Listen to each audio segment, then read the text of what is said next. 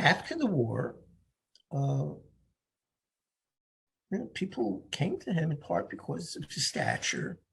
He was not the one person holding up an entire polity, halachically, but he was somebody with a name who had survived the war, who met the criteria for greatness, and was to some degree open to modern considerations, be it Zionism, be it, kind of questions that came up about women singing at the Shabbos table, and who understood that if you make a blanket prohibition of that, you're going to undermine a lot, and it'd be better not to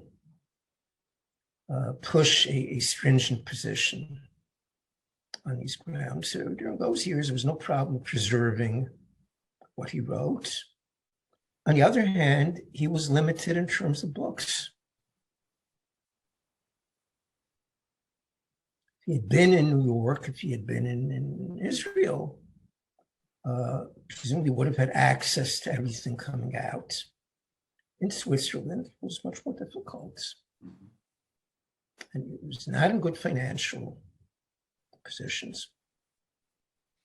I'm not sure whether it's published, but there are letters that I've seen, Rabbi Soloveitchik and others pleaded for some kind of support for him. They said the man is really living in poverty.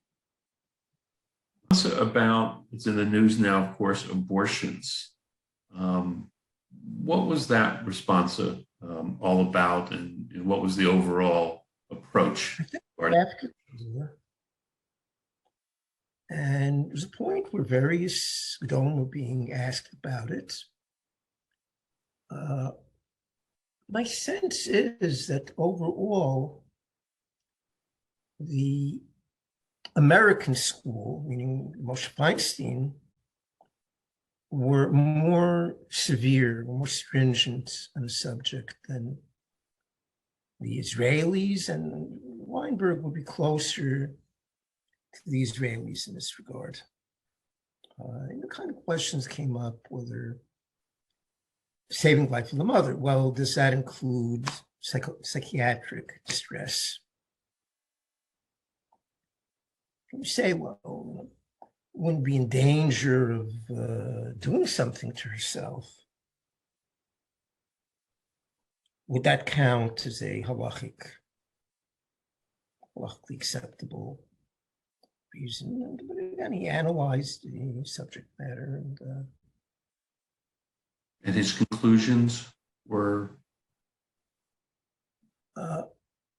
He was more open than Moshe.